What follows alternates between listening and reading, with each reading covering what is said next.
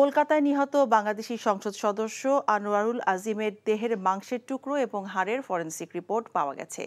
এবার পশ্চিম বাংলার CID DNA test করার জন্য আদালতের অনুমতি চাইবে।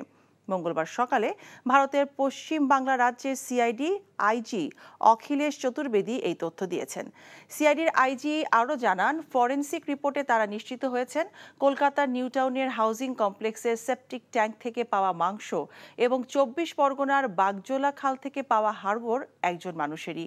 ওই মানুষটির পরিচয় নিশ্চিত করতে তারা আনোয়ারুল আজিমের পরিবারের সদস্যের ডিএনএ প্রোফাইলের স্যাম্পলের নমুনার সাথে মেলাতে চাইছেন।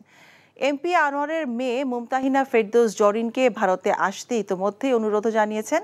তবে ডিএনএ টেস্টের পুরো প্রক্রিয়াটি কলকাতা আদালতের অনুমতি নিয়েই করবে পশ্চিমবঙ্গ সিআইডি, কেননা এজন্য তাদের দুদেশের কূটনৈতিক প্রক্রিয়া সম্পন্ন করতে হবে। সিআইডির তদন্তকারী কর্মকর্তা বলেছেন, যেসব অস্ত্র ব্যবহার করে বাংলাদেশের এমপি আনোয়ারুল আজিমকে হত্যা করা হয়েছে তা এখনও তারা উদ্ধার করতে পারেনি, তবে দ্রুতই তা উদ্ধার করা হবে বলে তারা মনে করছেন। নেপাল থেকে কলকাতায় নিয়ে আসা অভিযুক্ত সিয়াম হোসেনকে নিয়ে তারা এবার ইলেকট্রিক্যাল চপার কেনার দোকানে যাবেন, কেননা ওই ইলেকট্রিক্যাল চপার দিয়েই এমপি আনোয়ারুলের দেহ টুকরো টুকরো করা হয়।